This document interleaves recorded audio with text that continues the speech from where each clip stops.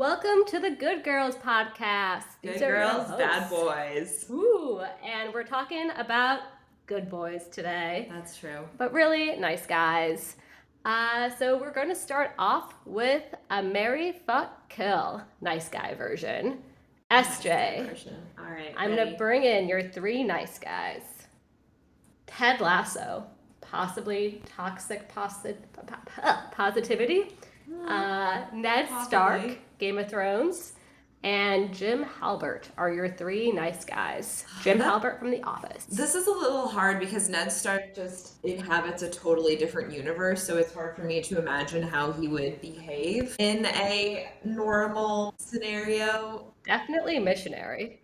Yeah, he does. He seems missionary. Yeah, he seems a little vanilla, but it's hard to tell. He's just like very do your duty kind of person. I'm anti Ned Stark because I feel like his commitment to duty got his family split up. And yeah, exactly. I mean, he's gonna die anyway. Sorry, spoilers, but you have to have seen the show by now. So I'm just gonna go ahead and kill Ned Stark. But reminder, actually, and I'm sorry, this is not marry, fuck, kill. It's marry, fuck, Rapture. Oh shoot, I forgot it's Rapture Day. We are recording this on September 23rd, which is supposed to be the day of the Rapture according to social media. Update, we have not been raptured yet. We will try to release this podcast episode before we get raptured at some point before midnight Eastern time. Does God function on Eastern Standard Time? If it doesn't get released, we miss you all. Exactly. I have a feeling the good girls are actually not good enough. And we are not going to be raptured. We are going to be left behind. I do want to have a sidebar about Left Behind because speaking of toxic nice guys, the main character guy in that book, did you have to read the Left Behind books? Yes, and he is very toxic, positive, overly nice. Yes. He's very toxic, nice guy. And then, I mean, everybody in the, what was his name? Like Chipper or Buck. Really just terrible characters in that book. And he's like a bad boy for his entire life. And then after the rapture, he's suddenly like, oh shit, I should be good. And then proceeds. I read through a lot of those books because I was living in the Bible Belt then and everybody was reading them. He proceeds to get married to the girl, the daughter of the dad character, the pilot guy. And I think that they have Daddy kink. Yeah, not that daddy. I do have a daddy kink update I'm saving it for the end of the episode. But he has like a baby and I'm like, who in the apocalypse scenario, because I guess under this they have very clear guidance on how this is going to go, and there's going to be 7 years from the rapture to the actual end of the earth. Who would do that to their baby or this poor woman who has to spend, essentially 9 months in 1/8 of the rapture, whatever apocalypse, being pregnant, this poor woman. But of course the women in his story are very they don't have bad nice guy. They wouldn't pass the Bechdel test. I think like nowhere in the books is there any passing of the Bechdel test. That is a rapture sidebar. I just needed to get that out before I get raptured. Yeah, okay, so rapturing Ned Stark, I honestly think that that's nicer for him anyway than the way that he actually gets killed in the show. That leaves me, I am not as much of a Jim Halpert stan as a lot of women are, and if you just watch the beginning of the show, and this is a nice guy thing, is before he gets the girl, everyone's like, oh, Jim, he's the perfect guy. Once he marries Pam, he's not that great of a husband. He's just an average guy. He's just a real average Central Pennsylvania dude. And I say this because I went to college in Central Pennsylvania. I married a Central Pennsylvania dude, but not a Jim Halpert.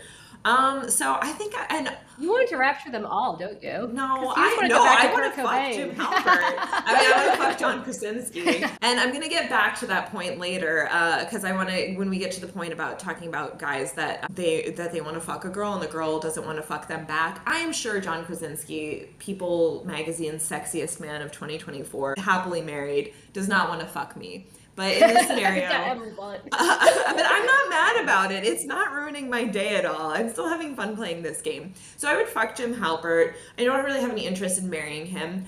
That leaves me marrying Ted Lasso. I think I could do better married to Ted Lasso than a lot of people. I'm kind of negative by nature, and I recognize that I do need to be married to somebody positive. And I have been told in the past, or I have heard people say like, oh, I try to think about this situation like Ted Lasso would.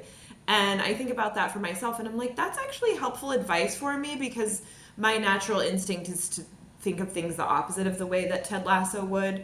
I did marry somebody who's an extremely positive person, not quite Ted Lasso positive, but I have accused him of toxic positivity in the past. Very positive. And that is not, I probably would have, oh, I don't know. It's not, the nice guy list is not an exciting list. I Fucking probably, all of Jim them would have been Halpert would raptured. be exciting. So today we're talking about nice guys, and part of this is because last week we focused our energy on daddy kings, bad boys, bosses, and we didn't really talk about, what are we actually attracted to, and good guys, nice guys, but also this thing going around that nice guys Finish finish last. last, that girls don't actually want nice guys, and If think you go about on why. the internet, it seems like the good gentlemen of Reddit, that is pretty much their favorite thing to talk about is how, yeah, women don't want men anymore, women don't want nice men. So I one time dated a guy who was very, very nice. All of our dates were extremely planned out. Everything was in advance, all that. And when we finally did sleep with each other, he had a micro penis. And I'm saying, like, between my thumb and my index finger, how that hand job happened. It was very, very small. And the next morning, I thought about it like, wow, it's the smallest penis I've ever seen.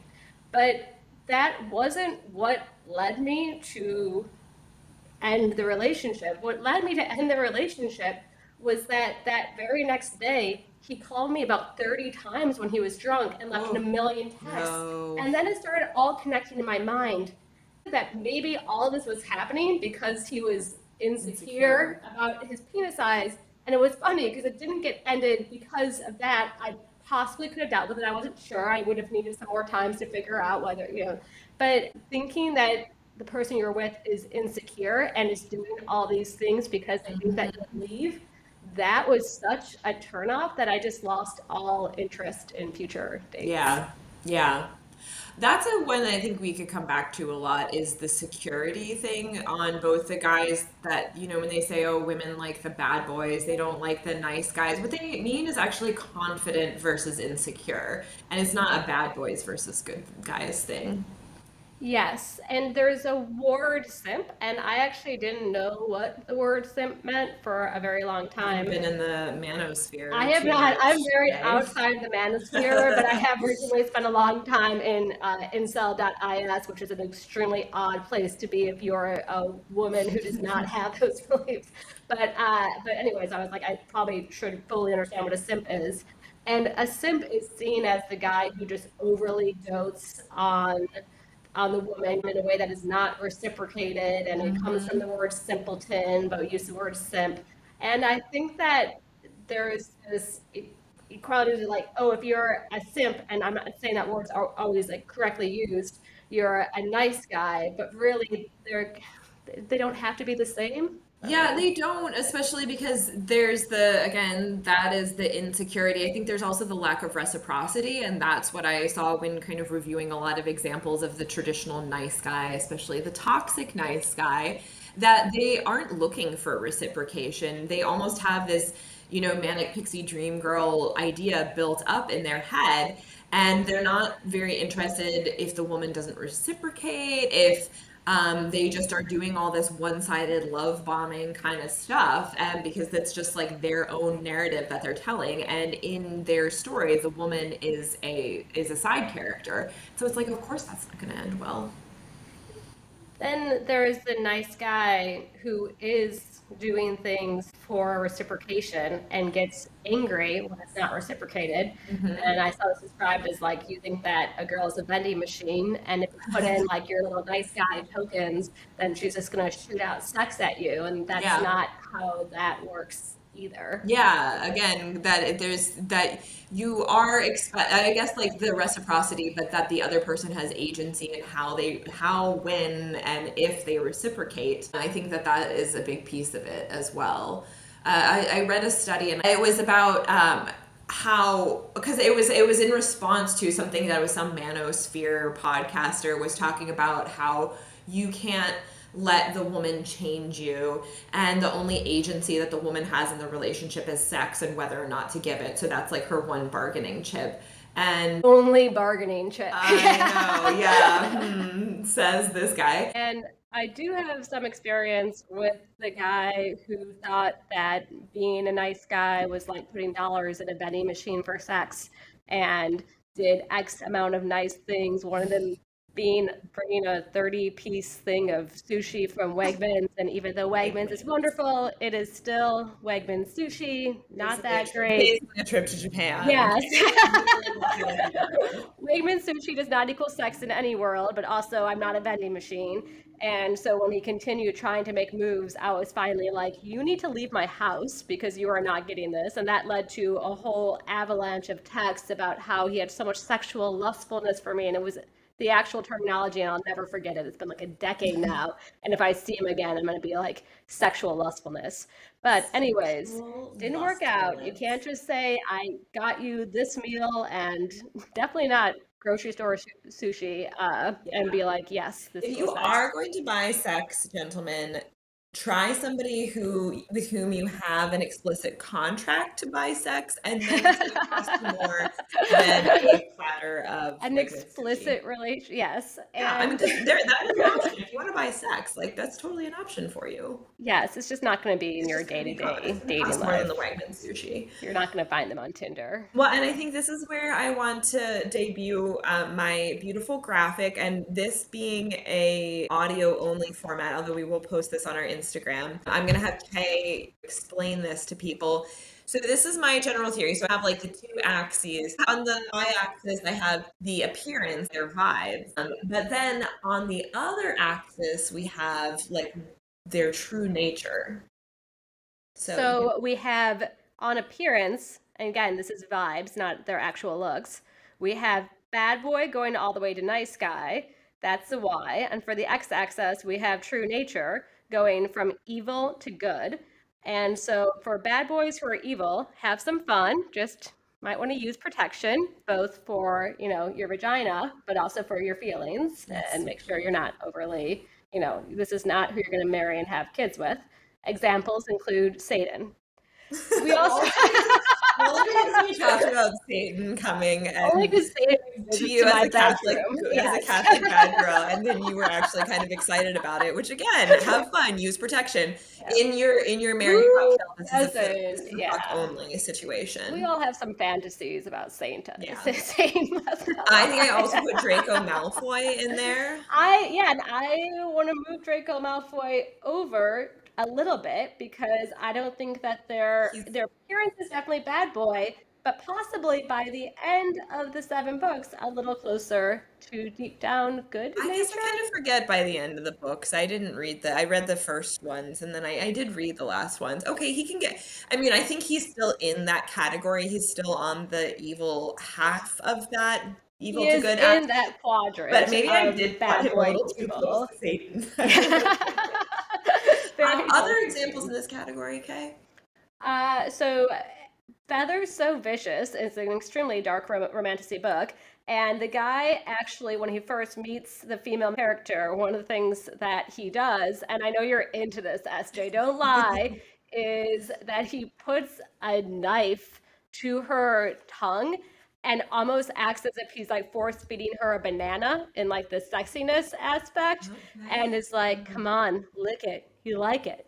And then, of course, because they're half ravens, because these are the books that I read, he's like, I can sniff that you are getting wet right now. And she's like, oh, now he knows I'm turned on by licking this knife that's kind of cutting up my tongue. Okay. I like him in the it's all right that you're turned on. In the actual bad boys category. Yes.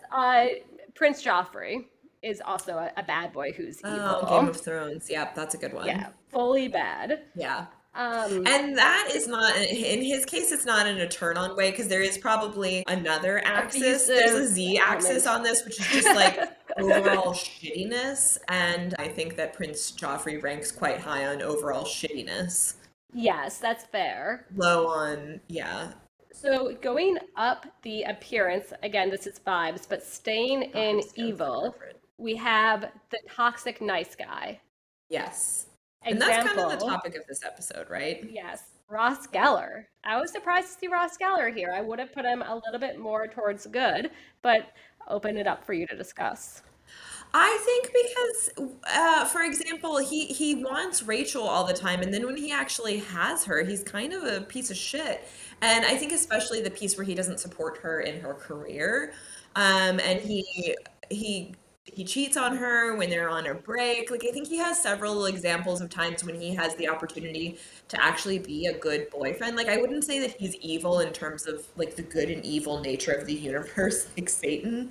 But he doesn't. He's not a You good put him, boyfriend. he's on the same side. Well, it's a spectrum. It's a Yes, spectrum. He's yes. on the scatter plot. I feel like he's towards he's on the bad half, but he's not like all the way at zero. And for good boys, so this is nice guys who are also good.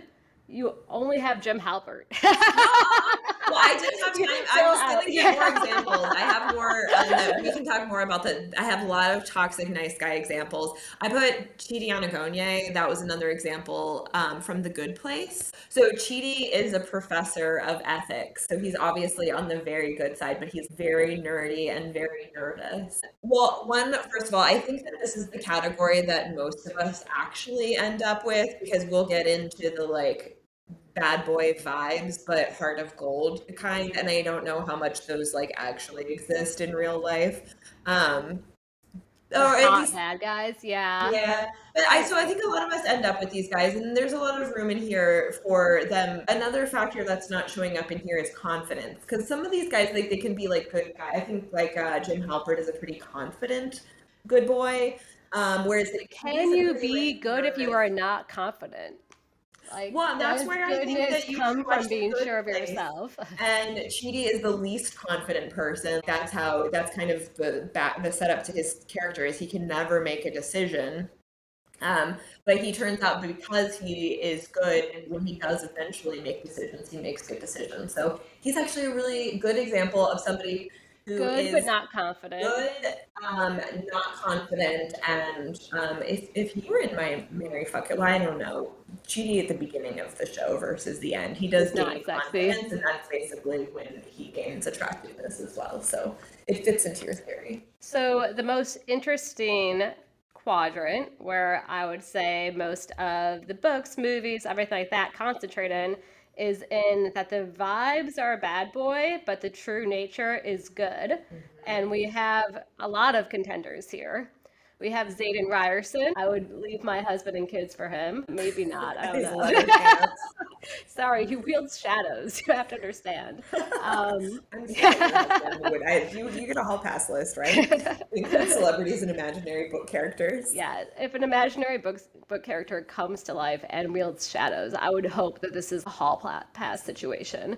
That's I would not hope taken that if he personally. comes to life and has his shadow wielding properties, which appear to be able to like he can lift things with shadows and Why defy do the laws the of physics. shadows? Why can they carry physical mass? I don't know, but I mean, he seems like he can do pretty much anything, and so I would be less worried about who he was going to go fuck if he joins the real world, and I'd be more sending him off to correct several political issues and replace Well, some that's funny because I political actually thought you were leadership. going somewhere else with that, which is that he could fuck me with his shadows, and so he's not technically like Oh, his it's not body's technically not on cheating. me. Okay. I like where your head went with Yeah, this. a True. hand didn't touch me, just True. some weight-bearing shadows. Okay. Love it.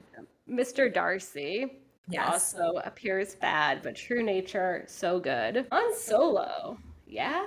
Are we? What about his son, Adam Well, Driver? he can't help Kylo that. Ren. He can't help No, if I your was son's gonna a say kid. is Oh, I Kylo thought you Ren were saying true that he nature is not a good? good person because To he me, has some Han Solo Skywalker. is like fully good. Yeah. Um, But okay, so yeah, Adam Driver's character, where do we put him? I thought that he's true nature good, but bad vibes, but But because he of his does a lot of arc. bad things before he gets to. I think I'd put him squarely like right at 50% on that good versus evil axis because I mean, and this would turn more into a philosophy podcast, but does turning good at the end negate a lifetime of evil? Or for spies, because we're all going to get a chance in our life to decide whether or not we want to date, fuck, marry a spy. If they do evil things, but justified in their minds as part of a greater good, which you see a lot, And that is the center of like the Draco Malfoy Hermione fanfic, is that Draco was actually a spy or a phoenix all along.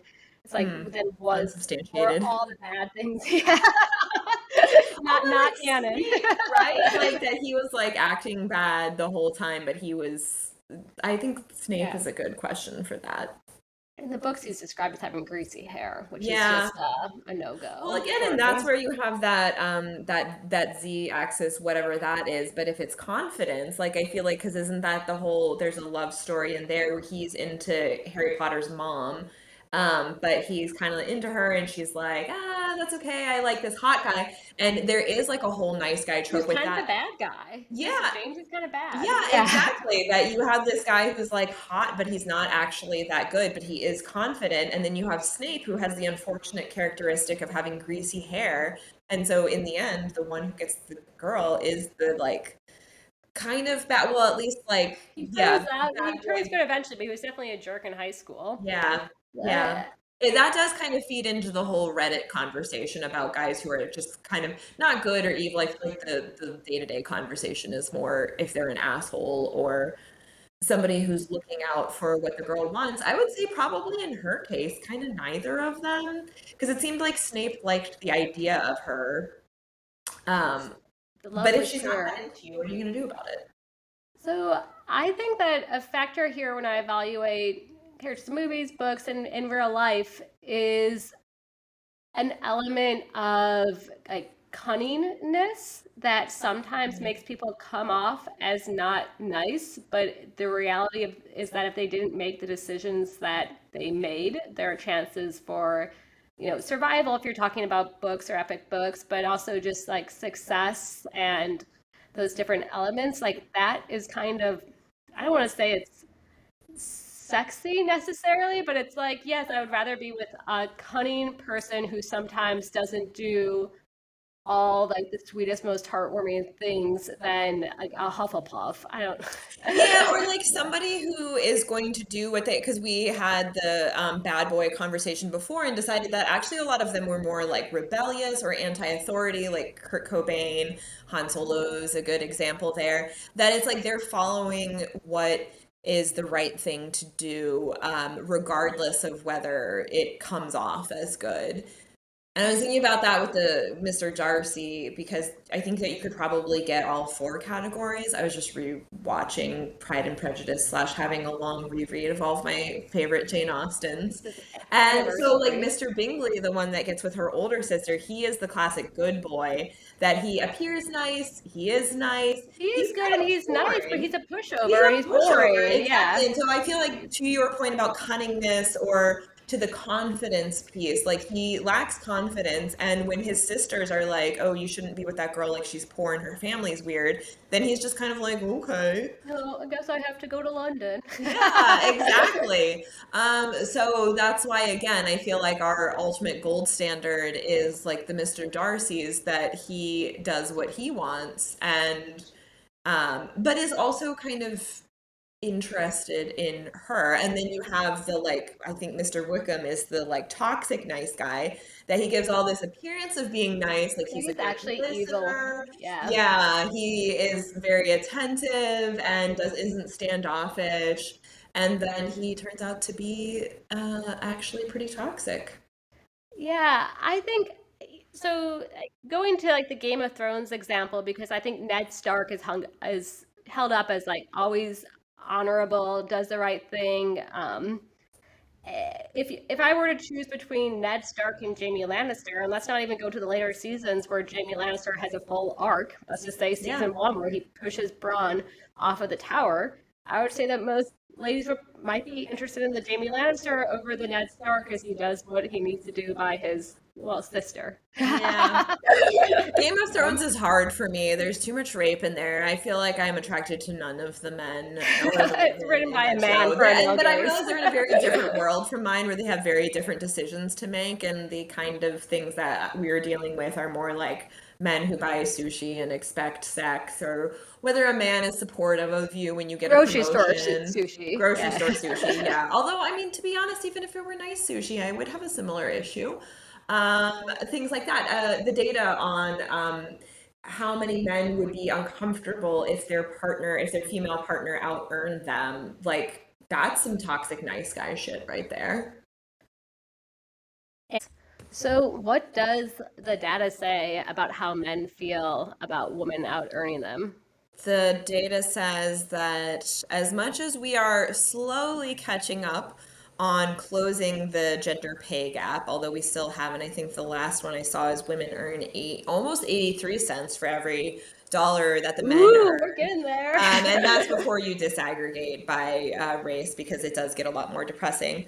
But a new research published in Sex Roles, which was by Fisher et al., says that the perceptions do not keep up with this. And in a survey of more than 500 people in straight marriages, we found that as women earn a larger share of household income, relationship satisfaction declined. So especially for the men.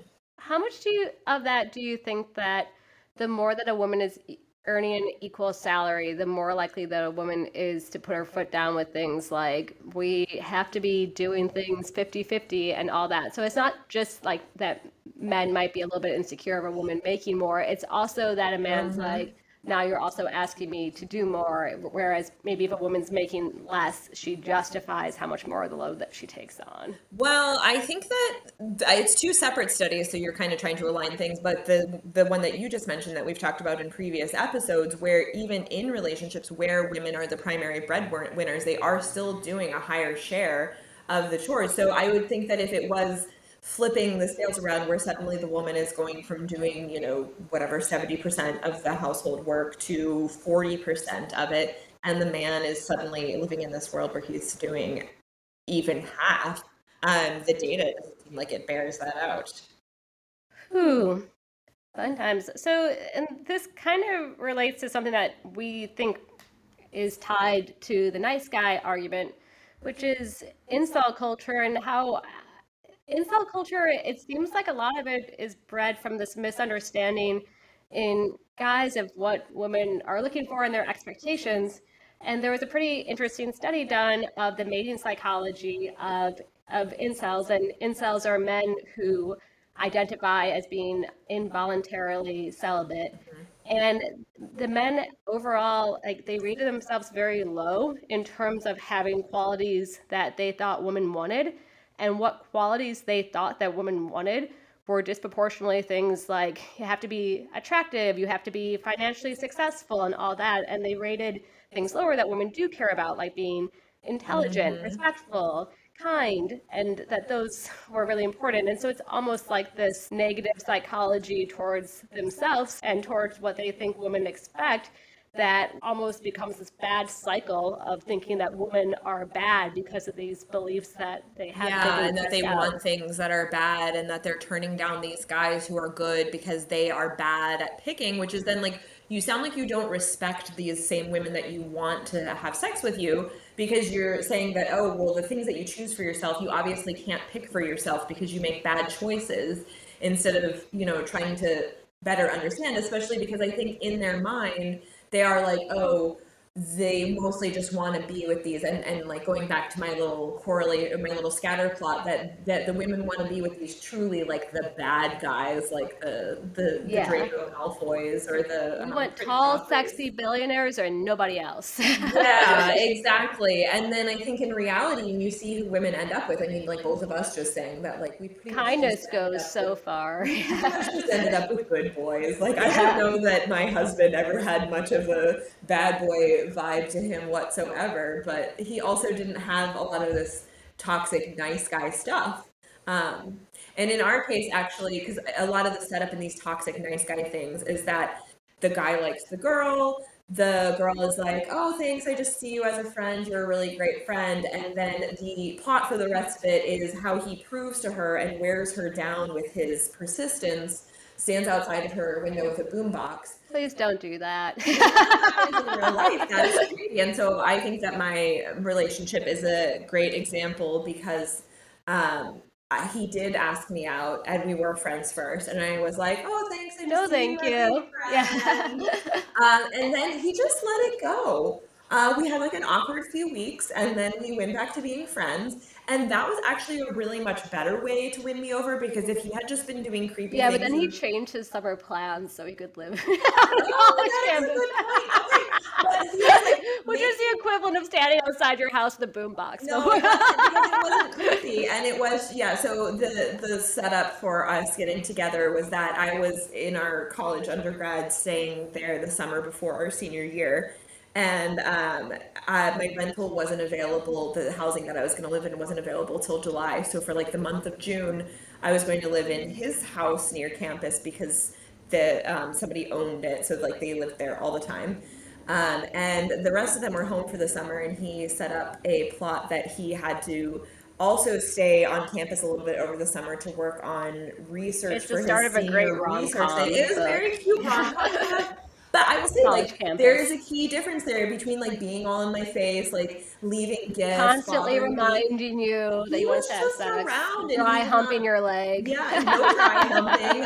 He didn't make any further overtures. He did cook me dinner every night when I came home from work, and that, gentleman, is the way to attract a woman. Is he was just there. He continued being my friend, and he left it up to me to have the agency to decide when. So I think that that was a very nice, good guy who's actually good setup, versus like a lot of these things where they're like, I'm such a nice guy, I'm such a nice guy, and then they don't like have a lot of behavior that points to, wanting to just support a woman who is independent and makes her own choices, and believe that if she makes a choice, then at that time that is the right choice for her.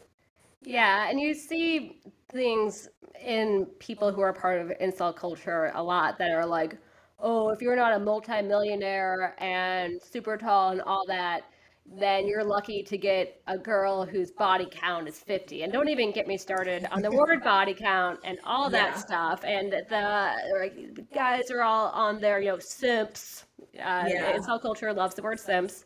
So like, and they're saying how hot girls who are actually sixes are on Tinder and on social media, and then they're getting those girls, and like you need to get off the online meat market, which I thought was great because it means that my husband and I met on the online meat market. You picked out a piece of meat and you bought that meat Oh and took my it gosh. home and ate it Yeah. up. I still have all that meat off of my online meat market. But Yeah, I totally think, and it's just so interesting how when you make it this very like transactional, numerical kind of thing, that they're the ones creating this situation, and then of course they're the ones not adding up in this math, but they're the ones just numbering women, ranking women by hotness and things like that.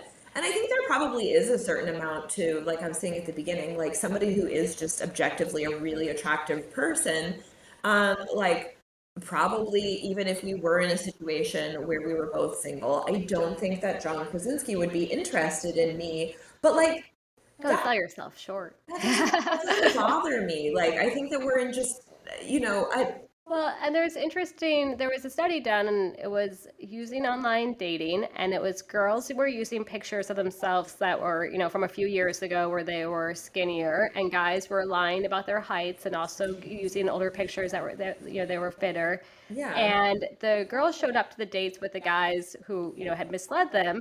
And in many cases, they continued on with the date and were very happy to agree to a second date because they Hmm. got to learn them, and nice personality, all that.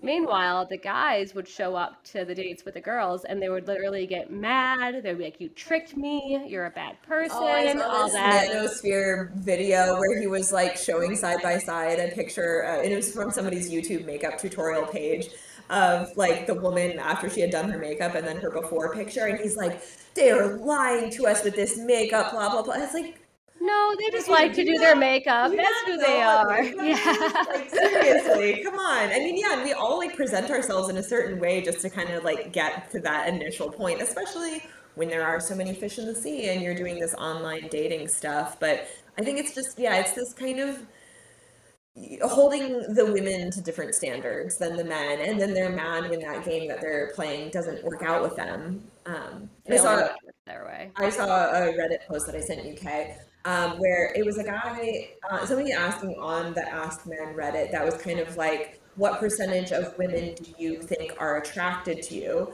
And so there's this whole conversation, men are like, oh yeah, like, well, there's research, like only 20% in this study or something. I'm like, that's just such a weird, I mean, and then granted, like, it's been a while since I've been in the dating pool, and obviously that matters somewhat if you're on something that has a lot of numbers to it, like a dating website. But I'm just like, if 100% of people were attracted to you, that would just be really exhausting. Like, I think there is just kind of a natural process that we go through where it's like, where you talk and you have conversations yeah, and you like, get to some learn people are your type somebody. and some people aren't, and you're some of people's type and you're not other people's type. And you can tell pretty quickly if you're in like a I'm trying to meet somebody situation. You might be like, oh, that person's attractive, and then you kind of like make, you look at them and kind of try to eye flirt with them, and they don't try to eye flirt back. Then I feel like it's just kind of like, well, that's that. Yeah, but also like taking the time and becoming friends with somebody and just talking with them for an hour and a half to 2 hours, you might feel entirely differently about their level of attractiveness from the start to the finish of that And for a in lot of both these people who are directions. posting these nervous things and who do have an issue around that confidence thing, I think if you look more for the friends to lovers track to allure, that's your favorite Your genre rom-com of book romance. is Friends to Lovers. Yeah, exactly. But I mean, I think that works better for me too, because I'm not somebody who's like, I mean, I'm just kind of like awkward and goofy. So I feel like if I was just trying to like go out to the club to meet people, that I would probably have a really hard time with that. But I feel like I'm really cool and fun when you get to know me. So there's probably a lot of people like that. And I want to reply to all those Reddit posts and say, like, instead of trying to just like meet women to find the one, why don't you just go out in the world and try to have connections? Because a lot of times I Join think, a running club or a knitting yeah, these club are or the same whatever, people who I don't play think chess. like they're part of the male loneliness epidemic, that they also just don't have probably meaningful male friendships. And it's like,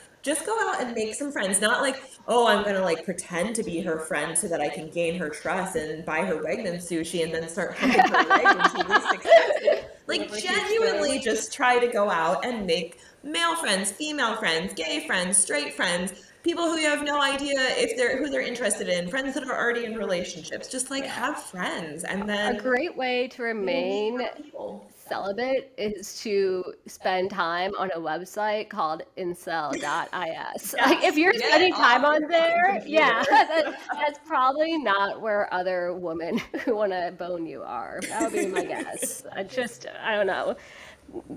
You're welcome for that critical Yeah. advice. Yeah.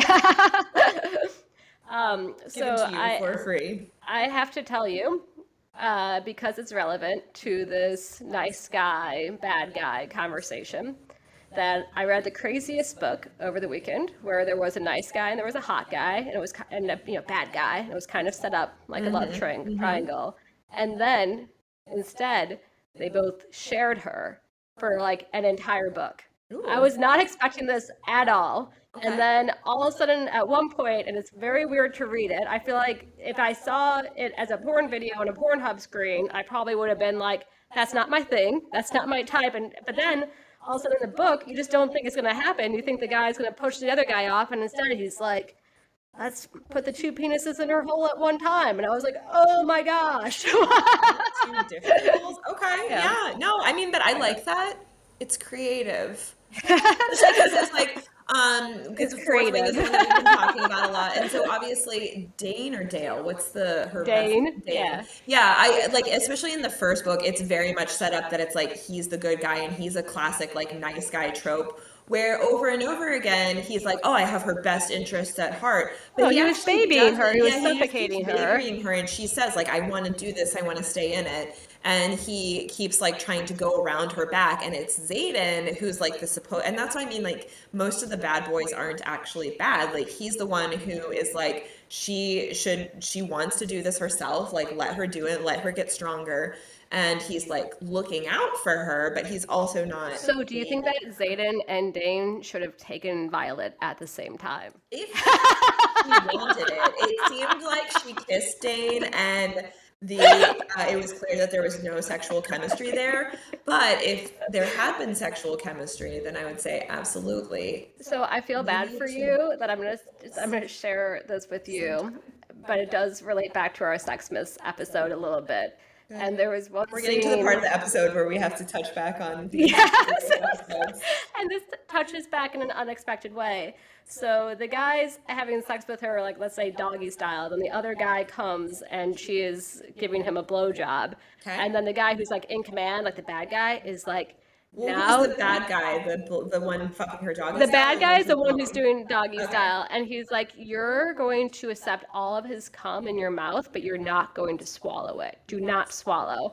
And then when he comes, he's like, now spit it into his mouth. Into the good guy's mouth? Into the good guy's mouth. Okay. Into the good guy's mouth. Ooh. And then he spits into the good guy's mouth. And then the good guy gives it to the guy who then blends it with his finish. And I mean, it was like, honestly, this book, I was like, why can't I quit you? Like, points for creativity. That is a sex scene I haven't.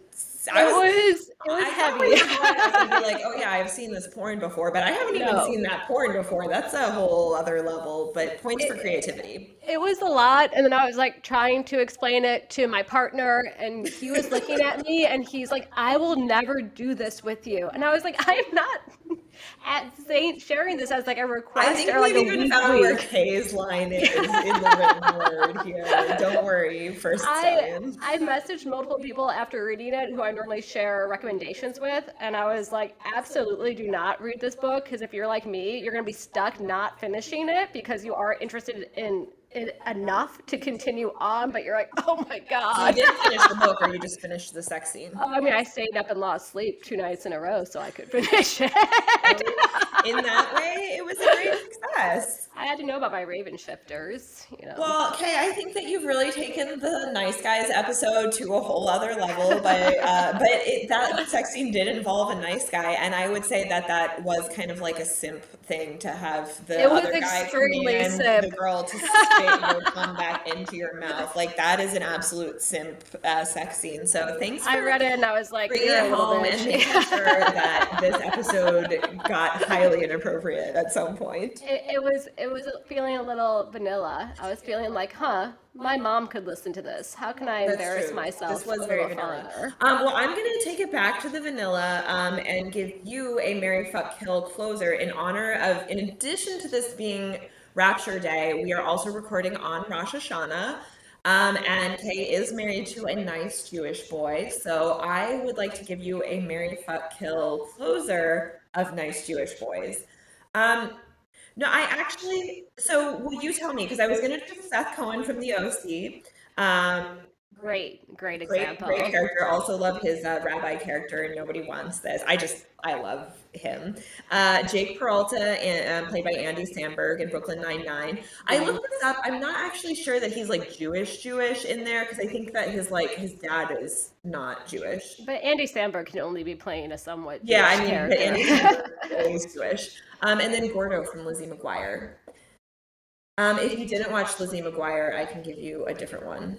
Okay, I will allow Gordo to be raptured. I don't need him, and I think that he's a little bit toxic nice, where he expects things and he constantly reminds her like, oh, I'm the nice guy. Yeah. Seth Cohen from the OC would 100% marry, and yes. Andy Samberg from Brooklyn Nine-Nine, I feel like I would fuck him because it would be funny. Yeah.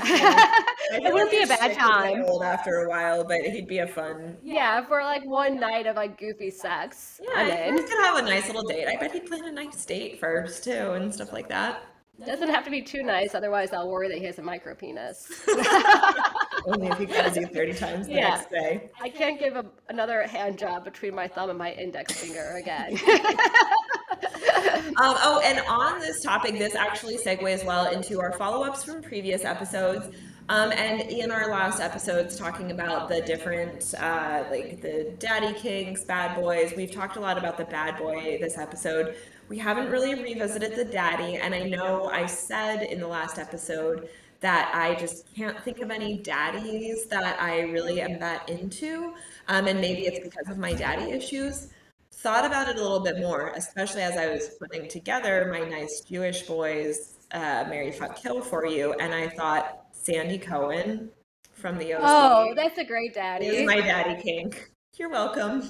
Okay, solid daddy choice. He stayed hot for so long. I mean, I haven't looked at him recently, but I bet he's him and Kirsten were a great couple, a Yeah, great hot yeah, couple. yeah. Both of them combined. And Sandy also, they Cohen were was a great amazing. couple, but I liked Sandy way more than Kirsten. So that's also one where I don't feel bad having him be my daddy, because sometimes their relationship is so great that I'm like, oh, well, I would never want to get in the middle of that. I would never want to get in the way of that. But she's fine. She's a good mom. His eyebrows had a lot of Between the power two to of them. us, we would have some children with fabulous eyebrows. Big, thick, dark hair. Yeah. Well, that's all for today. Thank you, Good Girls listeners. Be a good boy or a good girl and leave us a 5-star rating and follow. Thanks so much. Bye.